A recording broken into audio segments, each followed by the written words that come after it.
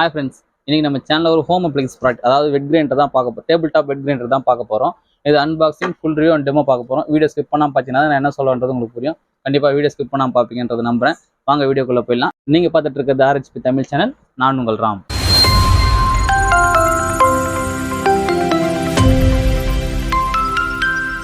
இப்போ இந்த grinder box மேலே ஓவரால் என்ன போட்டிருக்காங்கன்றது பார்த்துடலாம்.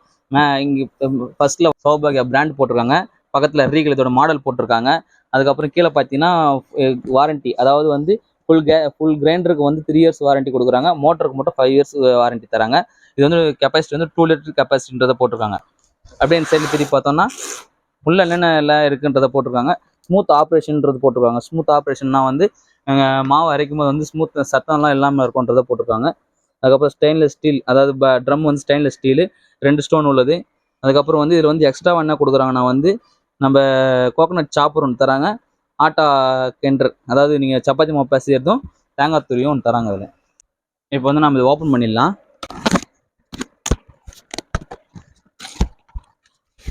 நீங்கள் பார்த்தாலே தெரியும் உங்களுக்கு, பாக்ஸ் பேக்கிங்லாம் வந்து பக்காவாக கொடுத்துருக்காங்க. அந்த பிளாஸ்டிக் எதுவும் டேமேஜ் ஆகாமல் இருக்கணுன்றக்காக சைடில் சுற்றி வந்து ஃபுல்லாக ப்ரொடெக்ஷன் வந்து நல்லா பக்காவாக பண்ணியிருக்காங்க. இதில்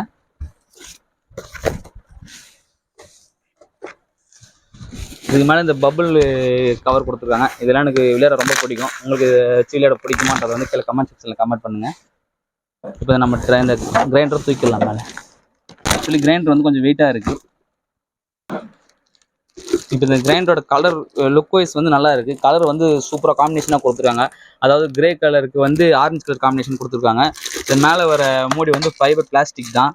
இது வந்து 2 ஸ்டோன் கிரைண்டர் தான். 2 ஸ்டோன் வச்சுக்க இது வரும். இப்போ இந்த பாக்ஸ்குள்ள இருந்ததெல்லாம் இதுதான்.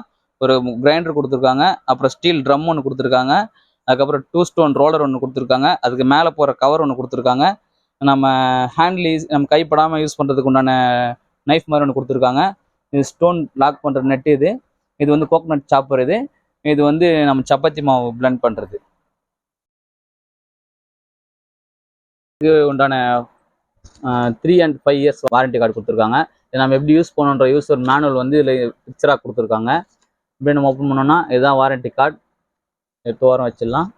நார்மலாக அந்த பெரிய கிரைண்டருக்கும் அந்த சின்ன கிரைண்டருக்கு இருக்கிற வித்தியாசம் என்னன்னா வந்து இது வந்து ஈஸியாக ஹேண்டில் பண்ண முடியும். அது வந்து ஹேண்ட்லிங் வந்து ஈஸியாக இருக்காது. நம்ம லேடிஸ் இருக்காங்க, அவங்களே வந்து இது ஈஸியாக எடுத்து எங்கனாலும் நம்ம தேவையான இடத்துல எடுத்து மூவ் பண்ணிக்கலாம்.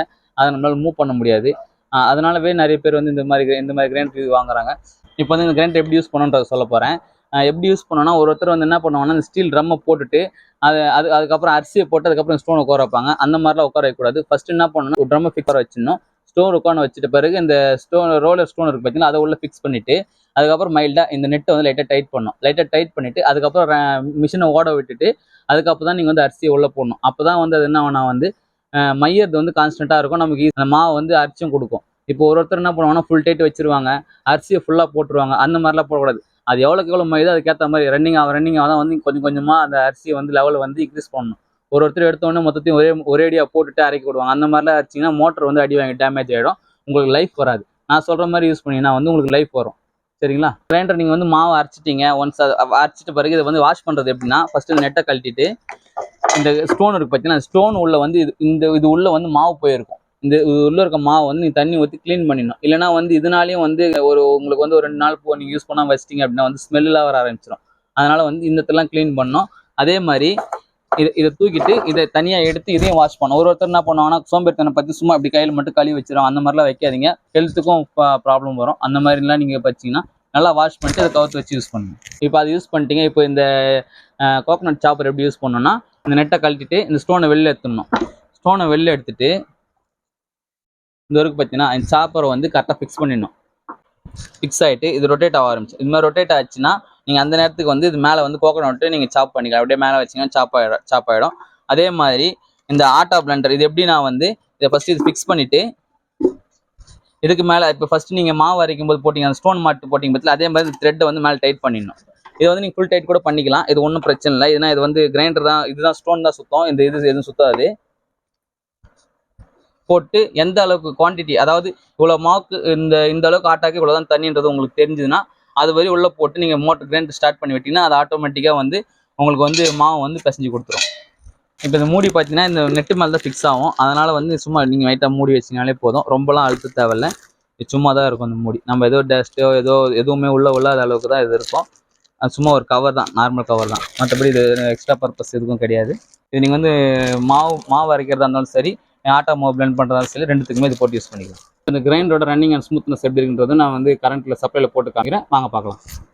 பார்த்தீங்கன்னா கிரைண்டர் வந்து சப்ளையில் போட்டாச்சு. இந்த கிரைண்டரோட வயர் கூட நல்லா லென்த்தாக தான் இருக்குது. அதாவது 2 மீட்டர் வரையும் லென்த்தாக தான் இருக்குது.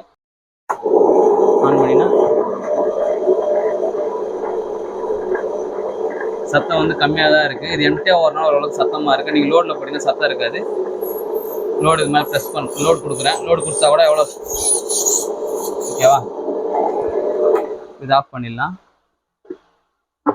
அடுத்து வந்து சாப்பர், கோகனட் சாப்பர் போடலாம். எப்படி யூஸ் பண்ணுறன்றது வந்து இதில் போட்டு சும்மா இதை வந்து லைட்டாக ப்ரெஸ் பண்ணிங்கனாலே உள்ளே போய் லாக் ஆகிடும். அதுக்கப்புறம் நம்ம கோகனட் மேலே வச்சு லைட்டாக ப்ரெஸ் பண்ணி வந்து நீங்கள் சாப்பர் பண்ணிக்கலாம்.